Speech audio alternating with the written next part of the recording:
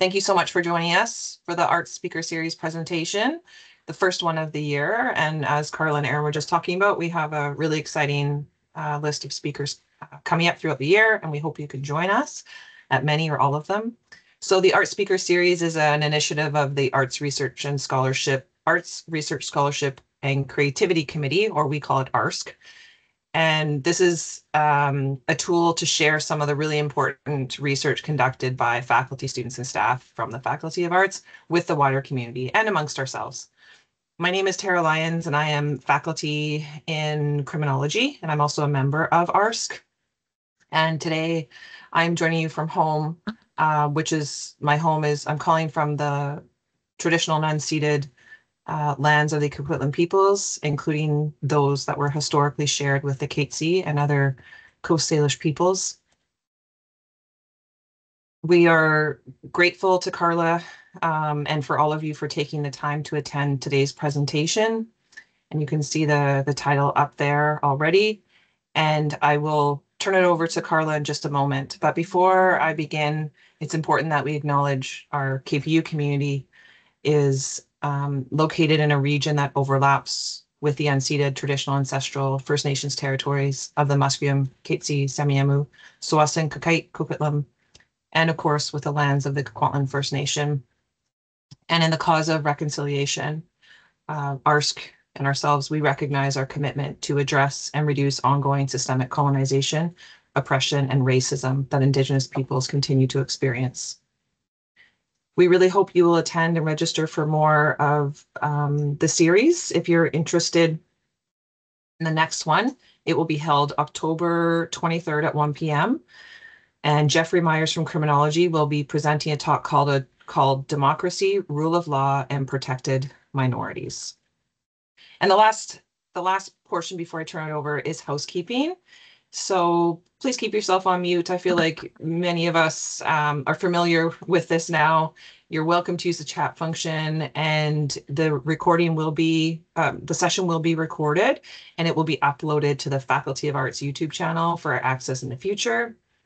And we will have time for discussion at the end, and you're welcome to ask questions by raising your hand on Teams or write your questions in the chat. And I will now turn it over to Carla. Thank you so much. Thank you, Tara. And thank you everyone for taking the time to be here today. I know everyone is incredibly busy. So taking, this hour out to hear what I have to say, I really appreciate it. My name is Carla MacLean. I'm in the Department of Psychology. I go by she and her, my pronouns. And today what I'm going to be talking about is context. I'm going to be talking about the power of context, and I'm going to be specifically talking about cognitive bias and the power of context within an investigative environment, within an investigative world. My hope and my desire is that you'll hear what I'm talking about, and this will also be more applicable to other aspects of your own life, because essentially what I'm going to be talking about is how bias can push around our decision-making process when we are in a multifaceted, ambiguous, complicated decision-making environment. And I think that we all live in that space, so without further ado, let me get going. There we go. I also would like to do a territorial land acknowledgement. I live, I sleep, I eat, I play, I spend my life on Indigenous land. And my ancestors were certainly not the first people to arrive in this space. And I'm incredibly grateful that I get to spend my days in this beautiful environment. So I'm very, very grateful to be here, and to the Indigenous communities that permit us to inhabit this land with them. So the way that today's talk is going to go is it's a three-part talk. I'm going to talk about, first of all, the architecture of human cognition. So when we're talking about bias, it's always important to kind of reflect back on, okay, well, how does the brain work? How do we think? And how is it that we open ourselves up sometimes to bias kind of infiltrating our decision-making process? So that's where we're going to start. We're going to start in that spot. The next spot we're going to move to, the next part of the talk, is going to be looking at potential sources of bias within decision-making environments, within the investigative environments. So where could bias be coming in to the investigative process? And then lastly, talking about what can be done about it at the end of the day. So what are some strategies that we can put into place?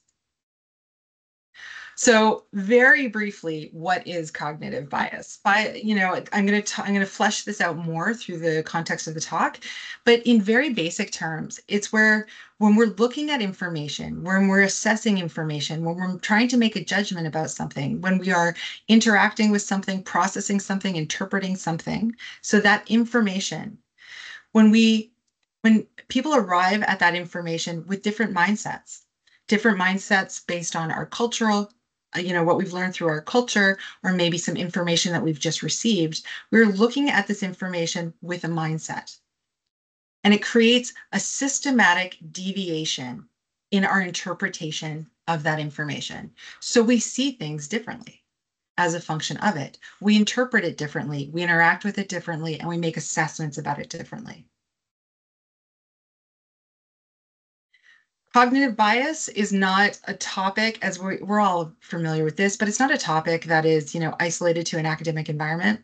It's something that is alive and present within our, applied decision-making context outside of academia. And it happens in real world decision-making.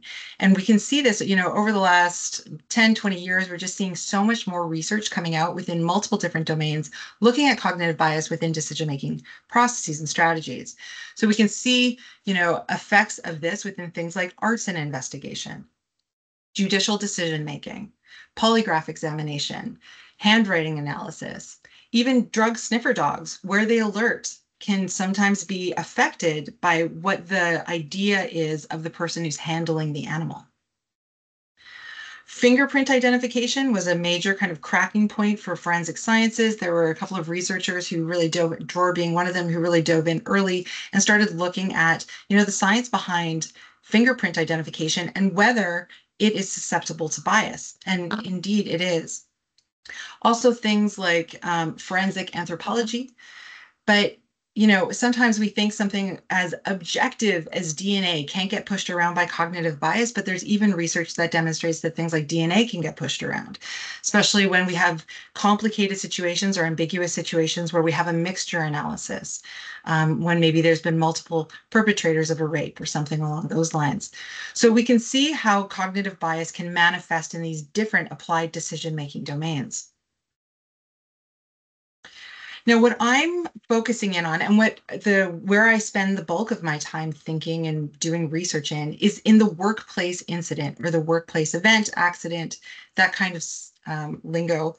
But for many of you, you might be kind of scratching your head, like, what exactly does she mean by that? So let me tell you what this looks like.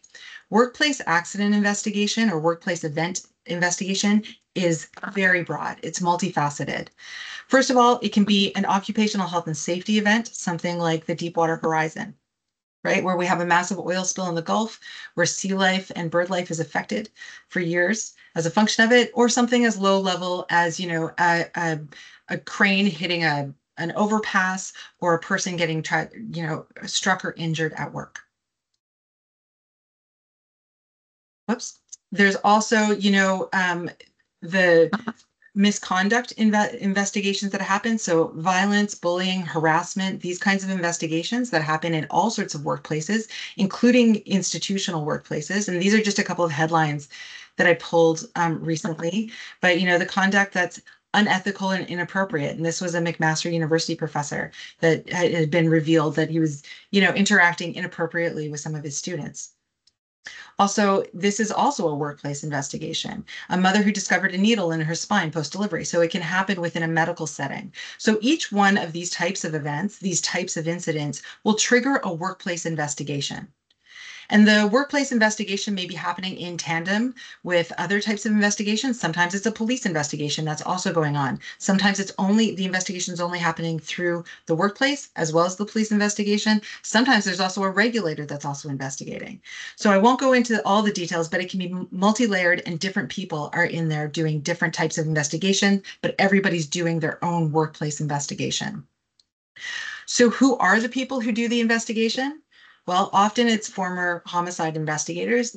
They will sometimes turn into this space. Lawyers, there can be entire law firms dedicated to doing workplace investigation, occupational health and safety personnel, human resource personnel, or medical doctors and surgeons. And because sometimes somebody is an investigator as their entire job, and sometimes they are an investigator as part of their job off the side of their desk. But the most important thing I think that really situates workplace investigation as different than some of the other decision-making domains is this, is that it is their job to seek evidence, then interpret that information, and render a judgment at the end of the day. So they're doing a complete cycle on that information. So any bias that is introduced early on that starts in the decision-making process really can have a significant and strong impact by the end because they move through all different phases of the investigative process. Whereas something like forensic investigation, these things are more siloed, where we have police investigations and then the judicial system rendering judgment at the end of the day. The role of the decision maker is complex. They're dealing with very complicated information. They're synthesizing large amounts of ambiguous information. They're working under time pressure and high work volumes. And there are significant implications as a function of their decisions. So the bottom line is that their cognition, their brain, the way that they make decisions, what they perceive, how they interpret it, and what their judgments are at the end of the day is the core of their work. It is their work. It is their brain. It's the way that they think, just like the way that you think is the core of your work. So it's expertise. And so having a critical look at cognition and how it can be affected by bias within these decision-making environments is very important, especially within a world like workplace investigation that's largely impoverished in the amount of feedback that an investigator gets about whether they got it right or whether they got it wrong. So if you tune out and you don't listen to any more of what I have to say today, this is, my take-home message. The minds of competent and well-intentioned experts, people who are incredibly good at what they do, are remarkable, but they're also fallible. And so what I'm talking about today is not an ethical issue. I'm not saying people who are intentionally or willfully coming to the wrong conclusion. These are people who are doing their best to get the right conclusion, but yet we're still sometimes off target. So before I dive into cognitive bias, I want to just kind of situate bias within a broader framework of professional decision making. So when we're talking about expert performance, we can talk about a couple of different things. The first one is consistency. We want, just like in science, we want to be able to reproduce the finding within myself. I want to reproduce it within myself, and I want to reproduce it within my colleagues. If we're looking at the same packet of information, I want us to come to the same conclusion. This is you getting on a scale, and it tells you you're 170 pounds today, tomorrow, the next day, and the next day. That's great. That is this reliability aspect.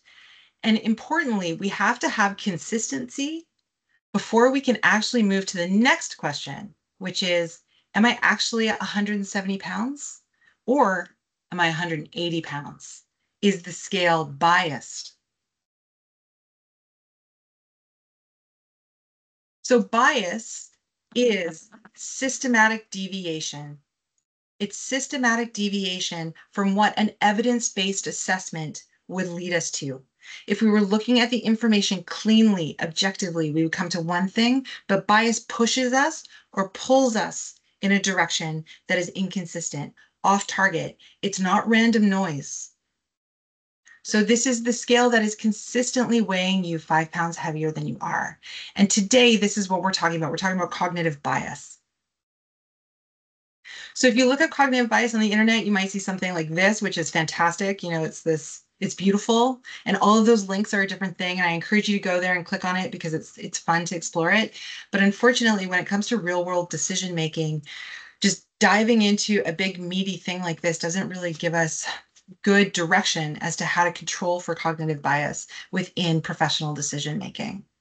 So rather, what I suggest to you today, and also what I talk to professional investigators about, is that we think about sources of bias.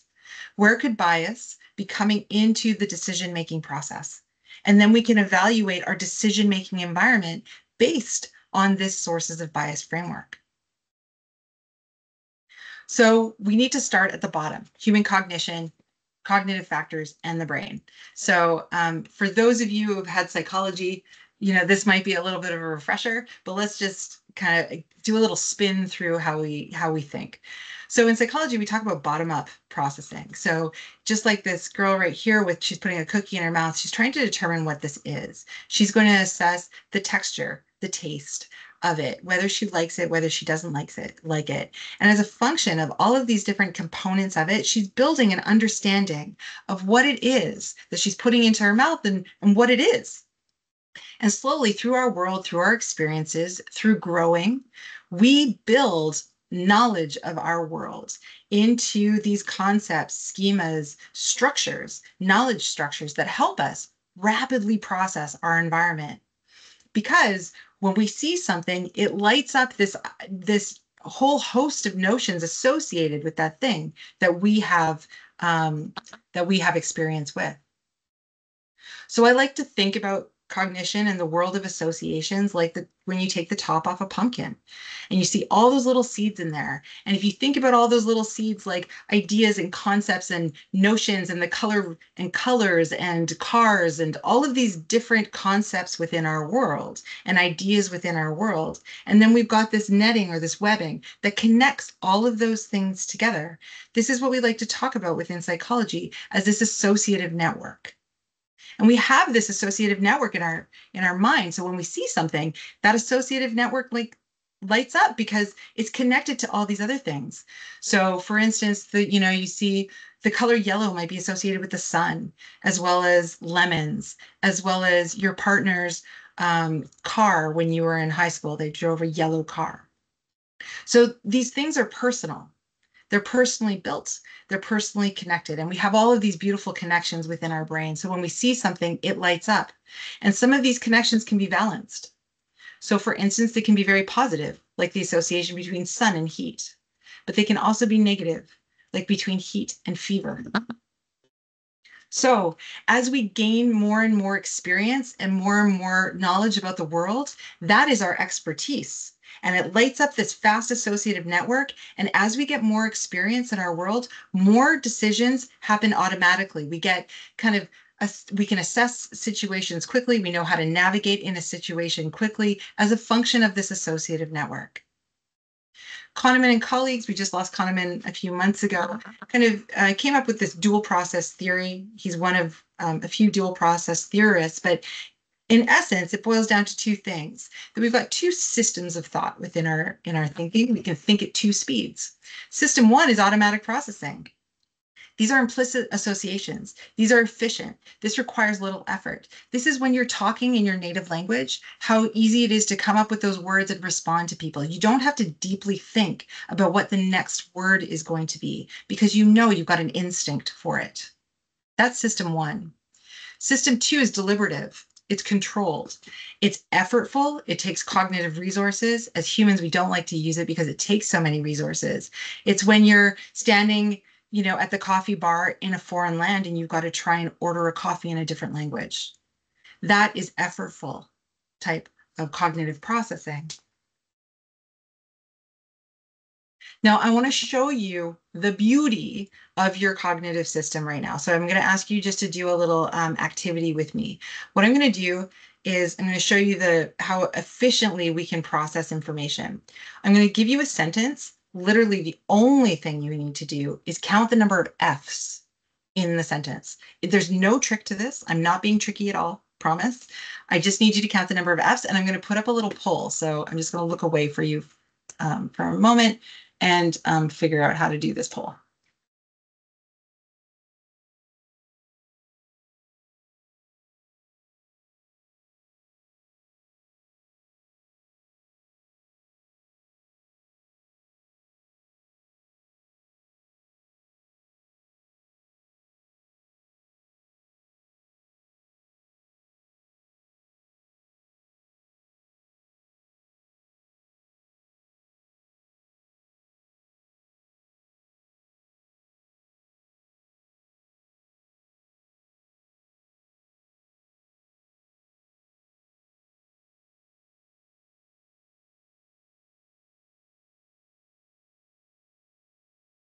Okay, so you should all see the poll there, and I just want you to please respond to how many F's you found in the sentence.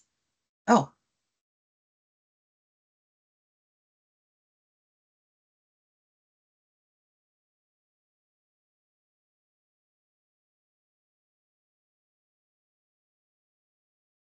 Is anyone else having trouble moving it from their screen, or is that just me?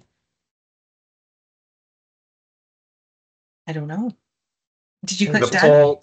The poll is obscuring the text. Yeah, it's just the poll is right on top of the Oh, sentence. I This don't is know how to move it because it doesn't show like that for me. no. I just close the poll and then the vote can be submitted on the chat.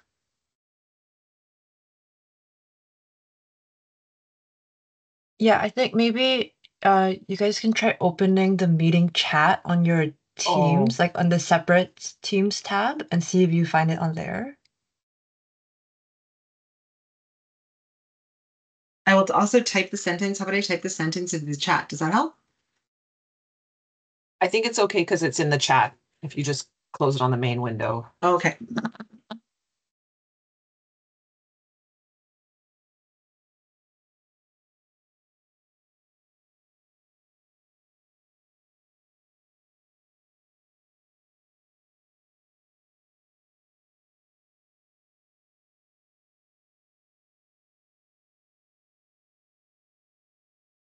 Okay, I'll give you another 20 seconds.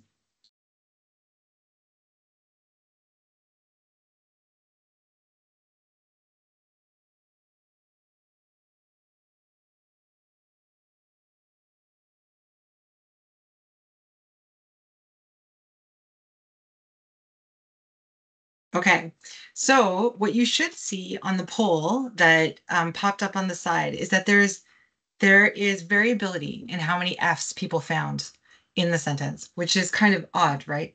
We're all excellent readers. You're academics. So the question is, how is it possible? How many F's are in this actual sentence? And so a number of you likely found these three F's: finished, filed, and scientific, right? And what we know from our experience from all of these years of reading is that, the big words in the sentence carry the informational heft. This is where the information lies. And so we orient to them when we are reading. We know that we need to attend. We put our energy, we put our attention into the big words.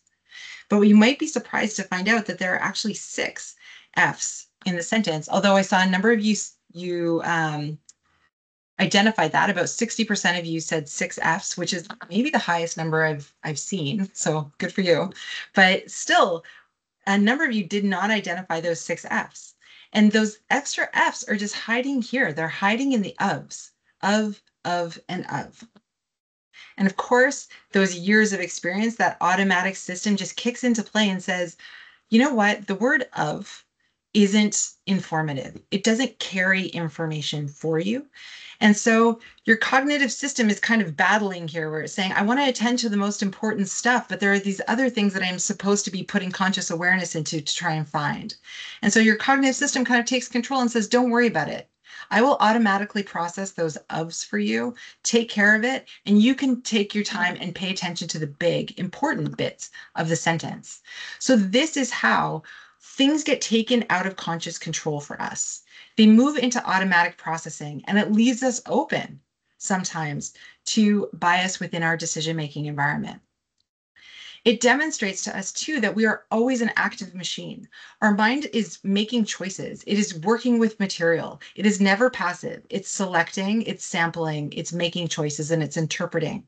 So even when you're relaxed, lying on the couch on a Friday night, watching your favorite TV show, your mind is making choices around what to attend to and how deeply to process things. So our experiences and our knowledge affect us. They affect our perceptions of information, and they affect our interpretation of information.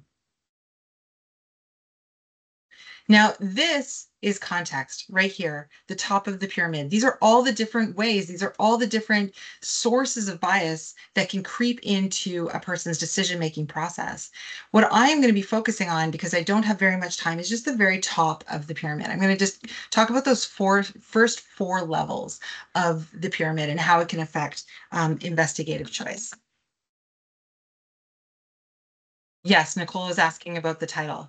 You can still read it though, right? That's the power of context. We know the structure of things, but yet we're still able to read it. Okay, so let's start at the top, which is data. We can call it data, we can call it evidence. It is the information that's sitting in front of you that you need to make a choice on. Sometimes data has absolutely no biasing information in it, right? But sometimes bias is baked in. It is part and parcel of the data that we are, of the information that we have to consider. So some information has no bias. A fingerprint, there's no bias in that. A shoe print, a tire print, there's a lot of material that people might be looking at that has absolutely no bias in it. Work log. But some information that a person needs to assess, an investigator needs to assess, does have bias baked right into it. For instance, if you are investigating an assault and you understand that the assault took place in a vehicle, and it was the respondent's vehicle, and you know that that vehicle is either a luxury car or a very low socioeconomic vehicle, all of a sudden it gives us a number of expectations, ideas, and knowledge about who these people are prior to us even starting the investigative process. When I ask investigators about, what kind of information do you collect, always I hear that they talk to people a lot. They're always talking with people, in front of people, collecting information from people. These are bullying, harassment, and violence investigators, complainant, respondent, witness, absolutely always, almost always. So that means the demographic features of the individual that you're interacting with are part of the investigative situation and circumstance. So how could that affect us? Gone are the days where we used to say, we don't see differences. Everyone looks the same. That's not true. We see differences. We see race, we see religion, we see weight, we see sexual orientation, gender identity, age, socioeconomic status, mental health. We see these things. And so when we, reflect back on that, this associative network within our mind's eye, we can think back to, okay, well, this lights up information for us, information that we might not even be aware that is being, is on deck for us, ready to access, making our decision making, guiding it one way or the other. We know that stereotypes are culturally learned. We reside within, a community where we get information through our media, through our communities that we live in, whether that be our religious community or our neighborhoods, the family environment that we have been raised in. These are all things that have been brought to us and that we've learned as good students over the years about our environment and about the people we interact with. These things are cued automatically. Obviously, we're not even aware that they're being cued, and they can be totally distinct from our values and our intentions. There's been some good work by Devine and colleagues out of the States looking at, an intervention to try and disrupt these kinds of implicit biases that we can see and the fallout as a function of it. And it's based on something called cognitive behavioral therapy. And it's really this notion of when the thought populates, you challenge it, you try and understand where it came from, and you critically evaluate what's going on in the moment. But seeing these differences can bias behavior. And so, over the years, if you're familiar with something called the IAT, we've been seeing just, a really positive trend, which is this slowing movement in the right direction away from the implicit bias, moving into a better direction for society around things like race and gender and things like that. But when it comes to weight seems to be particularly stubborn. With these implicit associations. And so this is a little research experiment that was done where it was a person, there was a a worker who had engaged in some unethical workplace behavior. They had done some, unethical selling off the side of their desk. Anyways, the people who were engaged in this experiment received one of two conditions. This was the manipulation. Whether that person was of a typical BMI, so what we would consider a healthy body weight, or an atypical BMI, which resided in the obese category. And what they found is that people who were in the obese category were disciplined more severely than those people who were considered a healthy weight. And for to drill in further on it, they had also manipulated this on gender, and obese women were disciplined more severely than obese men. And again, reflecting back on these culturally learned notions within our society, it makes sense. You can see how we value weight and how we value, female beauty and these different things that we get judged on. So these findings square. So within workplace investigation, this is a recent publication that I put out with my now honor student, Suvir. And what we were looking at, we had some data from an investigative team who they had two groups within this investigative team, one with a homicide background and one with a occupational health and safety background. But importantly, these people worked together always when investigating events, and they both had the adequate skill set to do the entire thing themselves. And what we were looking at is if the same information came from the person from the occupational background or the same information came from the person from the homicide background, was that information weighed differently? And what we found was that yes, when it came from the person who had the occupational health and safety background, it was considered more credible. They put more stock in it than when the opinion came from someone with the homicide background. Okay, so let's flip over into reference materials because I'm making note of my time and I think I need to speed up a little. So reference materials this is any information that investigators are going to reference when they are doing the work. So I'm just going to pull an example right now from the forensic world. This was a case in which, to give you an idea of what reference materials look like. So this is a case where there was someone who was perpetrating assaults on women. It was the early days of CCTV footage, and it was just so happened that right after a woman got off a city bus, she was assaulted. And there was a car following the city bus quite closely. And as you can see here, they managed to capture a picture of the license plate. And they took this to the forensic expert and they say, can you please decipher the license plate for us? And he's very clear saying, you know what, he writes it very clearly. I need so many pixels per square inch in order to be able to identify a letter or a number. And this image does not have that quality. Now, as time moves on, they get a suspect within the case. And then we see this.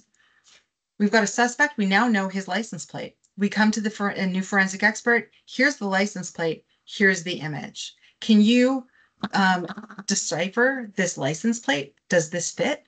And this new forensic expert says, absolutely, yeah, I can see it. Here's the V, here's the H. So it's in this circumstance that the reference material affected the evidence. But always we want to start with the evidence. We want to start with the information and then compare it to the reference material. You start by documenting the evidence always. So this is research that I did with my postdoc supervisor, Don Reed. And what we were interested in is whether we could affect decision-making as a function of reference material. And so in workplace investigation, they're often OH&S investigation, they may use something called a scat chart, which identifies a number of direct and root causes that they can use when investigating, collecting evidence, and rendering judgments. So these investigators were given access to a database, an information database, and then they had to make decisions about an event based on that database. Half of them received this scat chart, and half of them received just an open-ended assessment form. And what we found, not only did they allocate more cause to human error than other factors within the environment, so it shifted what they saw was highly causal, but it also affected how they looked for information. So they terminated their information search more rapidly than people who were working with an open-ended form. So it's in this case that we see this reference tool that should be helping them organize their thoughts about the evidence at the end of the day, shaping the investigative process. Now, irrelevant contextual information is this next component I'm going to talk about. This is information that may be related to the event, but it is irrelevant to the decision of the person making the decision. So it is irrelevant to the investigator on the decision that they need to make. Now, workplace investigators are very reluctant to give up access to contextual information. They believe that it is very helpful, and intuitively it feels very good to know everything you can about an event, about a circumstance, about a workplace. But unfortunately, some of that information, if it's not directly relevant to the decision that you're making, can shape judgment in an inappropriate way. I'm going to show you a very clean example from the world of fingerprint identification.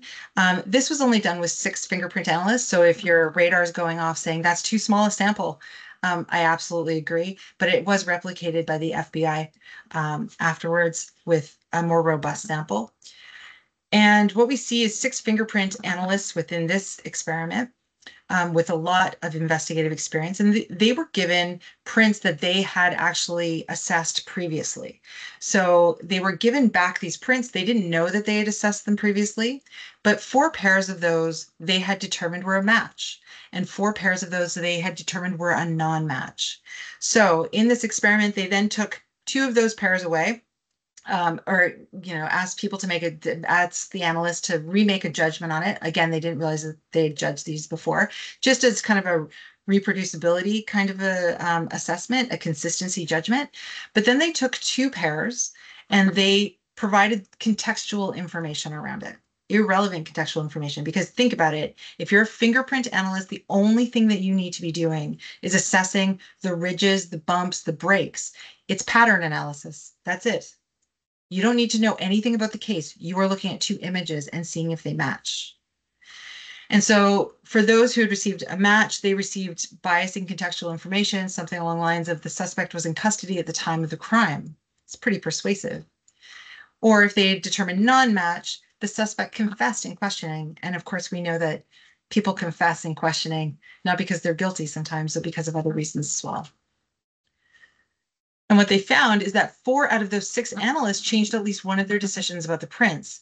Now, this is concerning because these are cases that had moved forward within the court and judicial system, and decisions were made about people's lives as a function of it.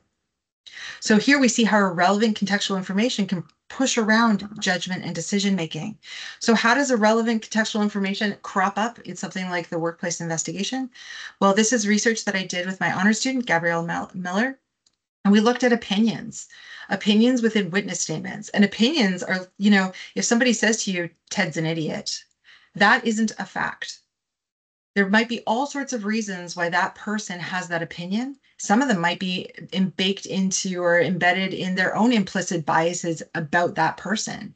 So listening to someone's opinion like that is not a wise move for an investigator. Keeping opinions out and only potential facts in is a wise move. And what we found is that opinions shared by the witness that were set into their investigation narrative biased the person's conclusions about what could have caused this event. So this is irrelevant contextual information that should be considered, that should be removed when an investigator is starting the investigative process. The last thing I'm going to touch on here before we start moving into other areas is base rates.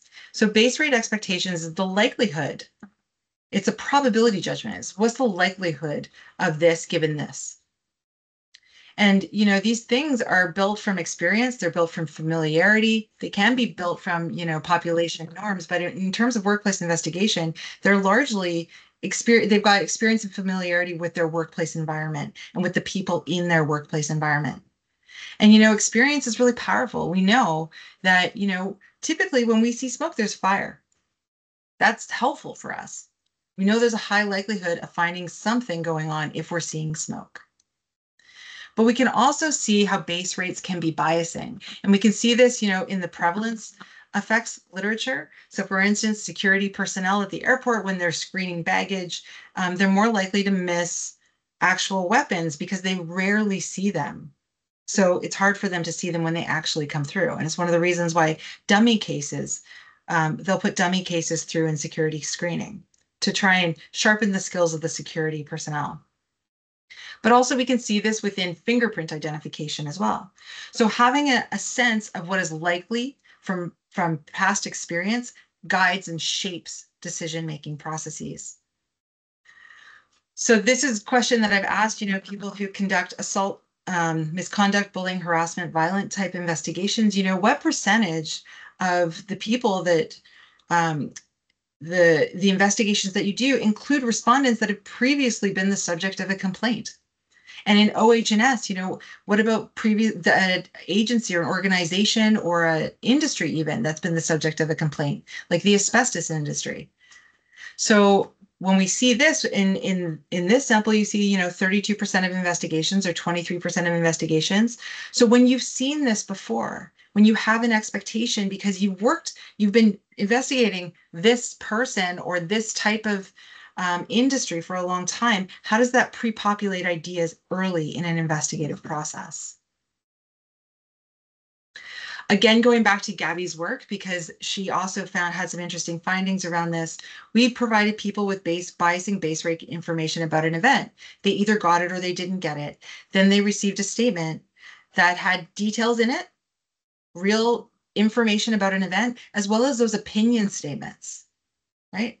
And what we found is when they had received the biasing base rate information, some of those opinions were consistent with the biasing base rate that they got. Some of the opinions were just neutral.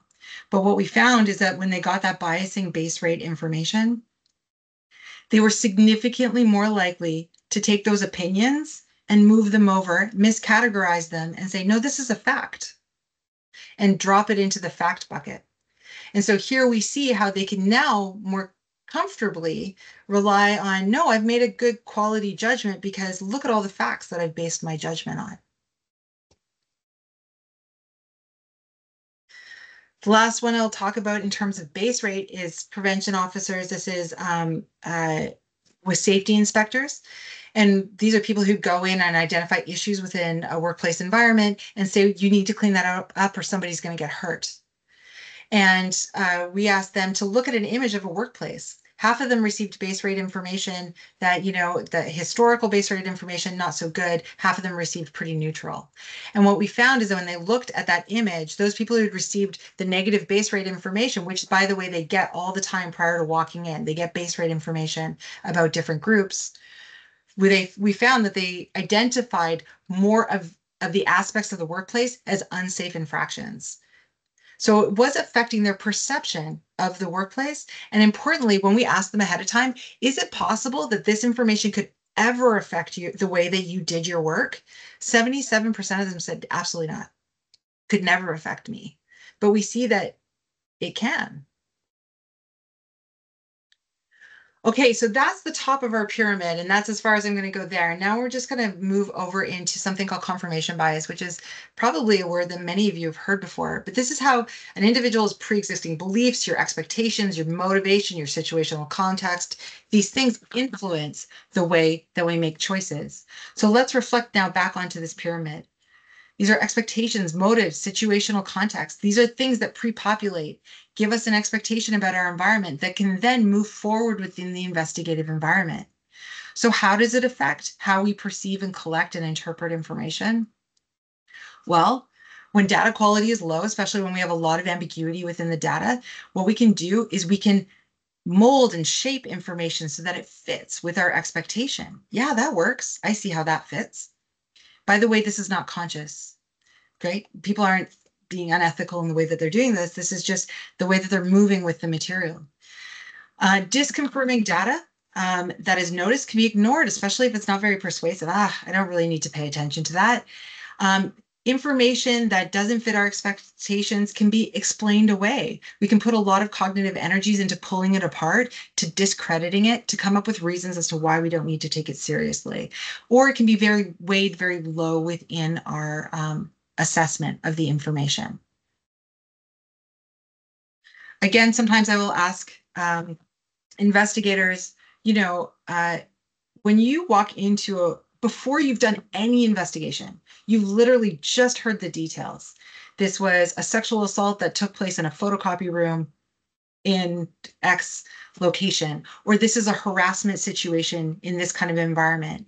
So you've got the bare bones details. In general, when you get that, how developed is this initial theory or hypothesis that you have just when you hear the details? Because this is the function of expertise, right? They know these types of events. And so it pre-populates things very rapidly for them. And they can be good hunches and suggestions, but sometimes they can be wrong too. I also asked them, when you're looking at the information, if you were going to carve up the information, this is pretty consistent across a lot of people that I talk to. This number, even though this was from one sample of 103, if I'm going to carve up the information that you're looking at between subjectivity, if we're talking highly objective is something like DNA, and then we've got moderate subjectivity or low subjectivity, what are we looking at within the evidence that you're looking at? And what you see is that they're putting 70% into this moderate to high category. So there's a lot of ambiguity in the data that they're looking at. This is research from police trainees, just so that we can see what the implications of this are. So these are trainees that were given a theory, and then they were given information that was either consistent or inconsistent with that working hypothesis that they have. And the question was here, what's the reliability of that evidence? How reliable is it? Is it good information? Should you be using it? And I will unpack this graph for you because it's very small. So let's start at the beginning. This is DNA. DNA is quite objective. And as you can see, whether it was consistent or inconsistent with their leading theory, they said, yeah, it's good, it's reliable, regardless of the balance of it. Now, where we start to move is when we get into the moderately subjective, which is CCTV footage, a little bit grainy, not so clear cut. And now when that information is consistent with their working hypothesis, they still say, yeah, it's pretty good evidence. But when it's inconsistent, they drop it lower. And importantly, especially because investigators within this world deal with people so much, we see this, that when they're dealing with a person and witness evidence, when it was consistent with their theory, they said, yeah, this is good, I can use it. When it was inconsistent, they were far less likely to say that it's good and that it's reliable evidence. So this is how these things can start to move and shape the way that we look at information and how investigators look at the evidence that is coming in. So what can we do about it? I heard this recently and I think it's terrific. We want to care, we want to be aware, and we want to prepare. Okay, so what I'm going to do right now is I'm going to give you an image on the screen, and I want you to take a minute and think about what this is.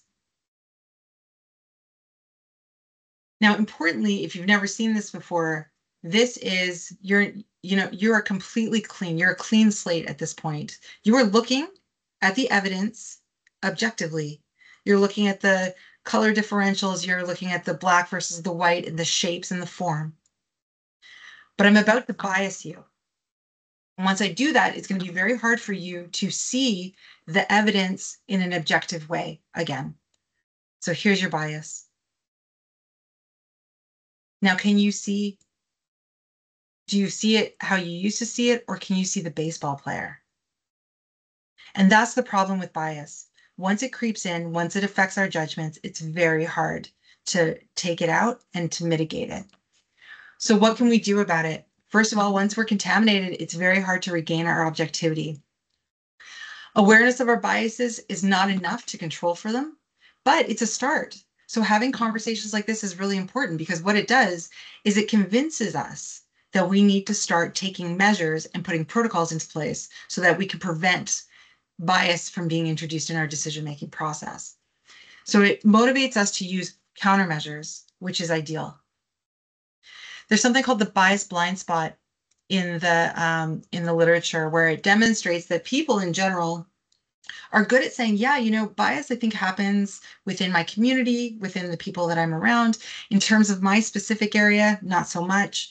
But when it comes to my decisions, people are far less likely to say, yeah, my decisions can be affected by bias versus the community as a whole. And so here are two samples that have been done by forensic scientists and forensic mental health professionals. And you can see this pattern where, yes, bias occurs. Yeah, I guess it's a concern in my field, but a little bit less so than as a whole. And then lastly, when we come to this pointed question around, does it affect you personally? We see a real drop down. This is slowly data that I've been collecting over the years from workplace investigators. You can see the same pattern. But look at this. They're really willing to acknowledge that, yes, cognitive bias happens. And I really attribute that to the heavy emphasis that they put on impartiality and bias within the workplace investigation literature and field. But we see the same pattern of stepping down, less likely to be in my own judgments than others. And so this is a bit of a roadblock. And so addressing the bias blind spot, knowing that we do this, increases our awareness and also motivates us further to put in countermeasures, because we all think we can do this thing. As long as I acknowledge that I could potentially be biased and I agree to be impartial, I can control it. And that's not the way that it works. So we need to care, we need to be aware, but how do we prepare? So there's a couple of aspects here that I want to talk about. First is blinding and linear sequential unmasking. A number of you might be familiar with blinding. And my hope is that a number of you instructors blind yourself to your students' work when you mark it. I certainly do. You just take their name off of it. So you can't be biased at all as to who's writing the paper, because, you know, sometimes we have an understanding about people within our class environment. So when we blind, we want to avoid task irrelevant information. And so the question of what is relevant and what is irrelevant is really up to the person making the decision, but also to the people who are in the field making the choices. So for one type of investigation, that might be very relevant. For another type of investigation, that might not be very relevant. So where to begin with all of this? Gardner and colleagues, you know, did this really great experiment a number of years ago where they were dealing with forensic professionals. And when a forensic professional is dealing with a fingerprint or blood spatter or whatever it is that they're working with, ballistics, they get a fact sheet from police. And what they need to do is identify what is necessary and what is not necessary. If you are doing a ballistics check, you don't need to know the race of the suspect, right? So here they've done kind of a careful analysis as to what is important and what is not important. I've asked this question of different types of investigators around the scoping meeting. So, you know, when you first sit down with someone who's hiring you to scope the information, what is necessary and what is not necessary within that scoping meeting, the typical things you get within the scoping meeting. As you can see here, there's a high level of, you know, it's important, I'd really like to have it. But if we took that 75% cut rate, something like that, and we've got these different factors, it's interesting to consider whether having this information early on could affect the decision-making process. And that is actually something that my honors student is going to be looking at this year. So sometimes, you know, it's helpful to blind ourselves to information that we don't need it for our decision-making process, but we can also have this linear sequential unmasking, which is ordering information. Order is important. What we see first affects how we interpret information second. So as you can see with this graphic, if I put a 12 in front of the 13 or in front of the B, you probably see it as a 13, not as a B. So how we order information is an important piece.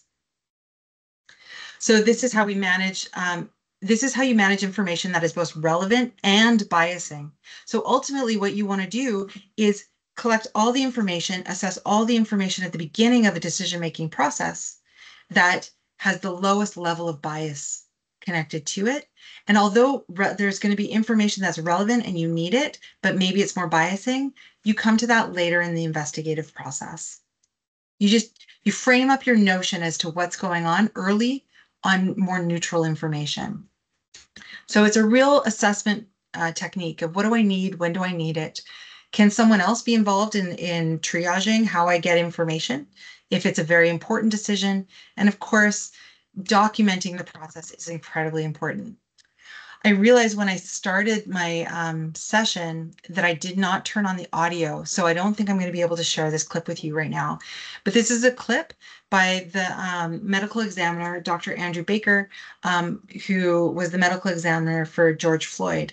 And this is him at trial, the Derek Chauvin trial, demonstrating and him clearly articulating on the stand, I knew that there was footage out there in the community of the arrest. And what I need to do, what I did as a responsible professional in this circumstance is I assessed the body, I assessed what I saw and documented the process prior to seeing any footage.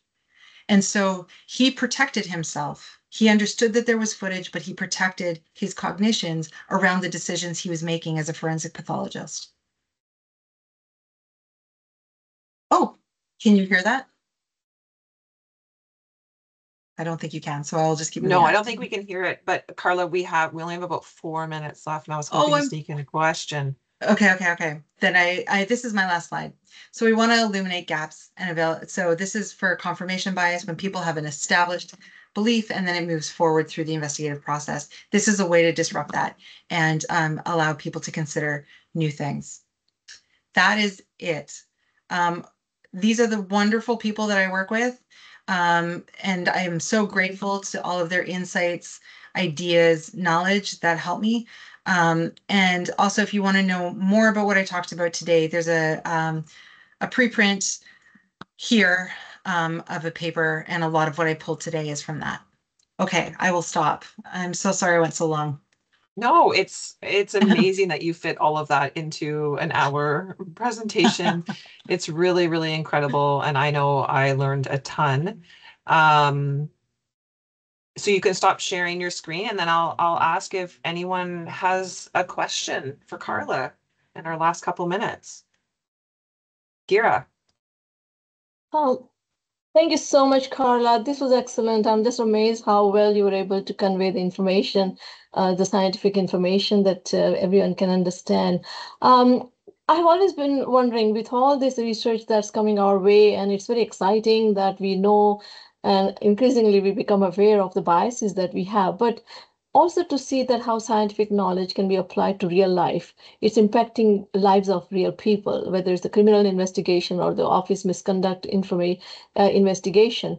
But my question to you is that how receptive are these people who are making these important decisions, like our lawyers and judges and the police officers and the deans who investigate unethical behavior of faculty members, for example, or the student interactions?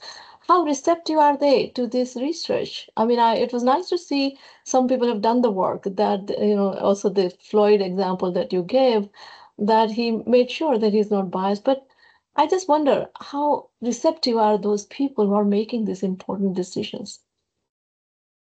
I think that's a great question. So my experience, I can only speak from my experience on this, is that you get real variation around how people approach the information. Typically, I find people within the legal profession, like judges, are very quick to pull this material on board.